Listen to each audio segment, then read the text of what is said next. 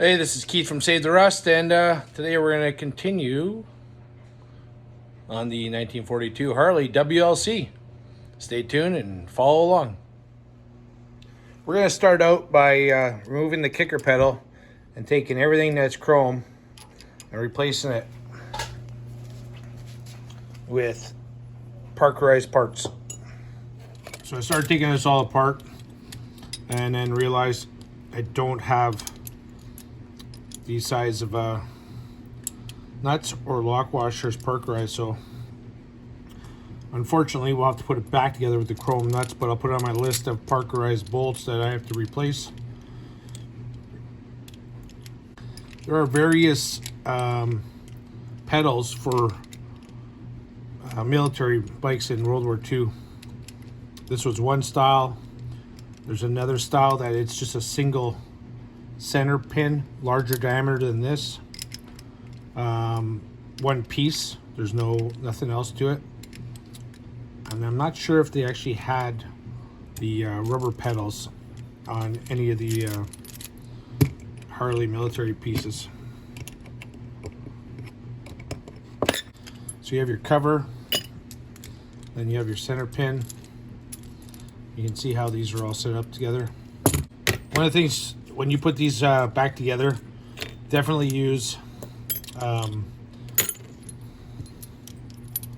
like a thread locker, because I've had multiple of these fall apart over the years.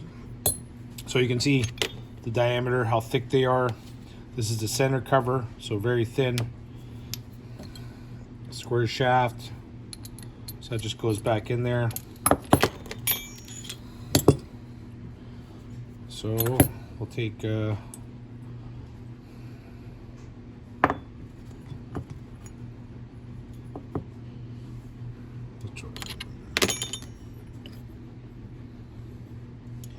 one looks good. We'll put that one back in. Throw that back on there. Throw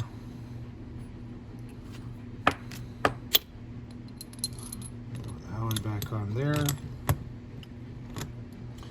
And we'll just put the lock washers and nuts on it for now.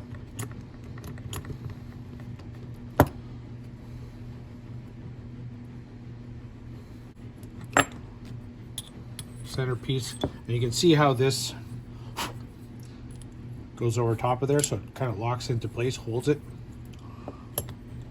So it goes over that one. This one will go over this one.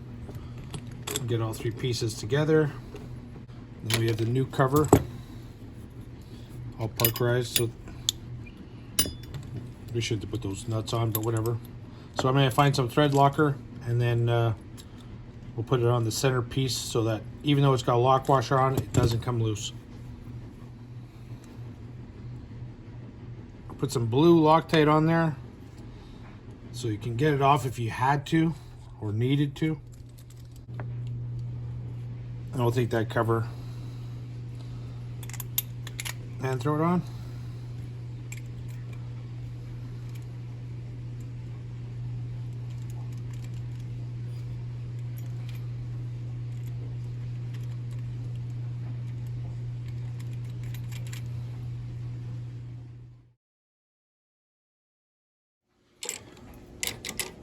So there we have the kicker reinstalled with the nut, proper numbers on it, and there's a spring washer in between. There's that spacer you've seen in that previous quick video, and you can see how close it comes to the toolbox. That's it. So I pulled these out of my display case. These are steel floorboard pads, -1940. So we're going to see if we can get them out, a pair out, without doing too much damage to the packaging. So if I remember correctly, I got these from Australia. They've been in this package for almost 85 years. So try and get a couple out. I'm not sure of the condition of them at this point, but we'll find out very shortly.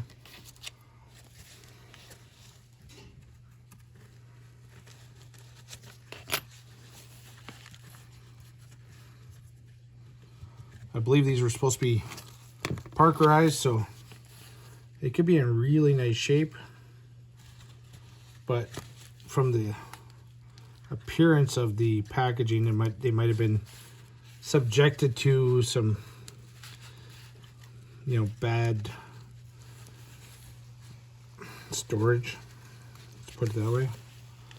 So as you can see, it's peeling off.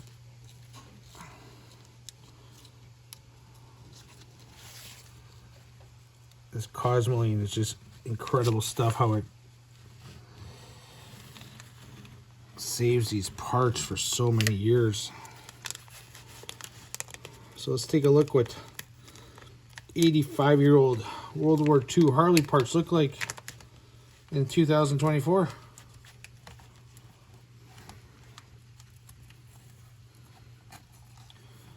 A little bit of surface rust in that one spot. This one actually has the tag still attached, which is wild. Actually in a really nice shape. There's the tag. So we'll pull two of them out. That one has a bit of surface rust. That one's beautiful. And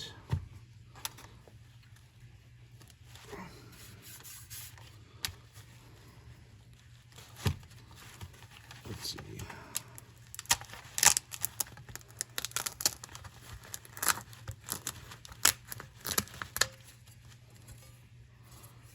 That one is also very nice.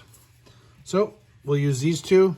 We'll put this one back in to the package, and then we'll put this one back into the package. There's the tag. We might even keep this one out. And then fold that back. And those can go back in our display case.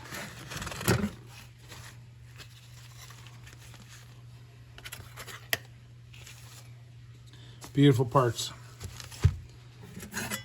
Those are the ones we'll use. So here is our mat. These may not be correct for 42. From the research, I believe they're 43 to 47 because of rubber shortage, but I have them. I want to use them. I like them. And so I just got to find the rivets. So you can just see how perfect they just line up. All the holes are just bang on. That's the difference between buying aftermarket and a Harley floorboard and a Harley floorboard pad.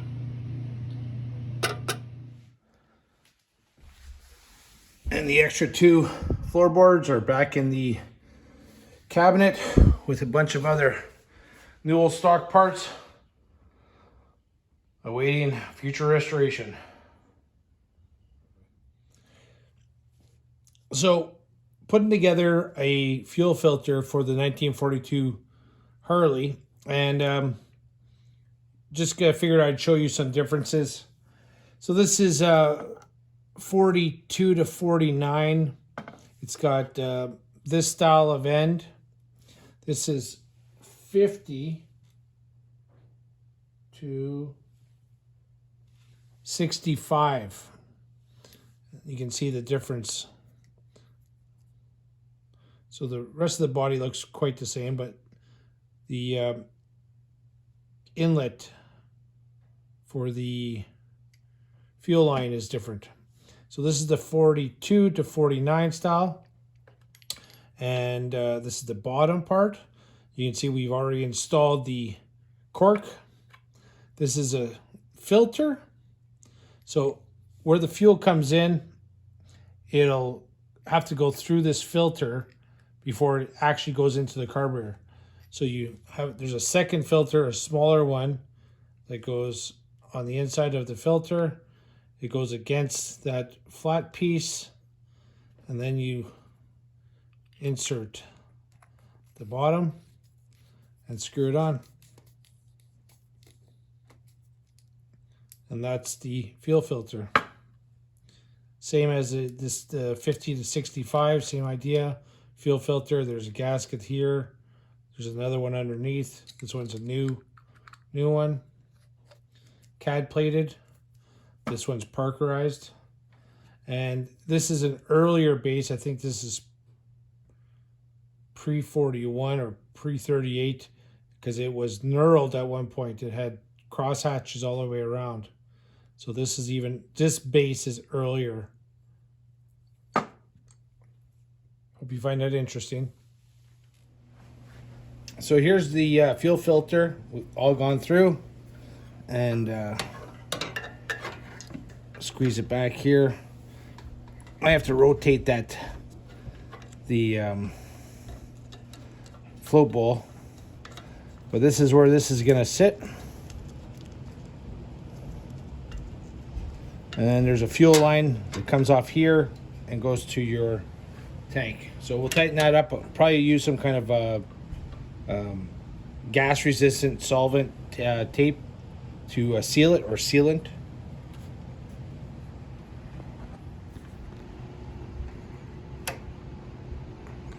So we got, there we go.